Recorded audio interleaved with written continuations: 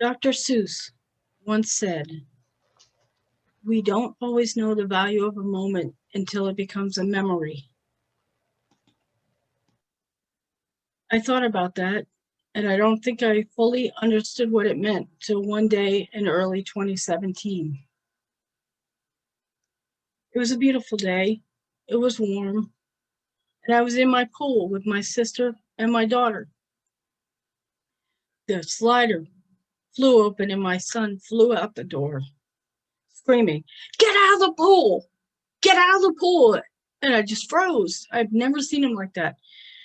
He just blurted out, "Grandma's in a hospital. She's in an ambulance on the way to the hospital. Let's go." We scattered like ants. My mother was an 85-year-old heart patient. It scared the living daylights out of me. I don't even know what clothes I put on. I don't even know if my hair was wet. I don't know. I just remember getting in the car and flying down the road, which felt like a 2-hour trip to the hospital. It was 7 minutes. Got into the hospital emergency room, and the guy says you can only go in one at a time. My sister was already in tears. My kids were worried, so it was me that went in. I encountered this long, cold hallway, and they said to me, "She's already at the end." I'm thinking this is a 3-mile trek down the road, but I went down there quickly, and I heard her crying as I turned the corner. And then I appeared in the door. My dad, who's half dementia ridden, sitting there not knowing what's going on. And my mother just reached out her hand and said, "Oh, thank God you're here," with these big tears in her eyes. She had fallen. She broke her femur bone. And the nurse was trying to explain to me that although she's a heart patient, her heart is strong, she's going to have to go to surgery. Okay. They seem to be taking care of her, so okay. Off she went. She got through the surgery. She came out fine. Thank God. But then the drama began. She was on the 3rd floor. She got put into the wrong unit. She got put into orthopedics instead of urgent care. I visited her every single day. But by the 3rd day, she was almost comatose. She was mouthing and slurring and going like this. So I went out to the nurse's station and I said, "Did she have a stroke? She seems like she had a stroke." And the nurse looked at me with a stern look on her face and said, "Don't worry about it."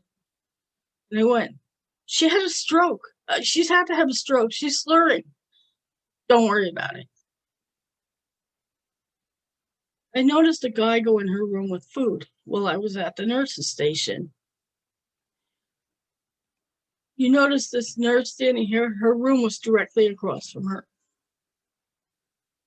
I said to her, "Why are they delivering food? The other food that's sitting in there has not even been touched. Has she been eating?" And when I turned around, I noticed this sign on the door. It said, "No food, no drink," in big blaring letters. I got really scared. I started to shake. Why are they delivering food? And there's a sign on the door like that. And then out the corner of my eye, I noticed down the hallway that all the other rooms had the same sign. So I started to walk down the hallway, just curious how old these people were. And lo and behold, everybody in those rooms were 80 and up. I started to shake. I didn't know what to do. I didn't want confrontation. So I turned around and I walked up to the nurse and I said, "What are these signs on the door?" She took her glasses off like this, came in really close with this nasty face, and she goes, "You know where she's going." I went, what? Took me back. And then I turned around and it was like she flipped a switch at me. I no longer wanted for my mother what I wanted for her. I wanted what she needed. So I turned back around and I said, "Excuse me? What does that mean?" She goes, "Do I have to explain it to you?" And I looked at her in her eyes and I said, "You don't have the right to choose when my mother dies. Are you not feeding her?" She goes, "You need to go back to your room." I go, "No, I don't. I want her moved now." And I sat in the hallway across from that desk for till 1:30 in the morning. Every 10 minutes. "Where's her room? She have a room in urgent care yet? Get her a room now. I don't want that nurse near her." Lo and behold, 1:30 in the morning, we were rolling my mother down the hallway to urgent care. And in her room appeared this angel of a male nurse who stood there with me until 3 o'clock in the morning and fed her until she was sitting up like normal. I was so taken back by this experience. I don't know what I would have done if this was COVID-19 and I couldn't visit my family and I couldn't save my family and I couldn't save my mother. I urge everyone, take care of your family. Do what you have to do. Find a way to make sure that they're taken care of, because there's a lot of good healthcare workers, but there are also a few bad ones. Make sure your family, your friends, and your neighbors are taken care of. Don't wait until they become a memory. Thank you.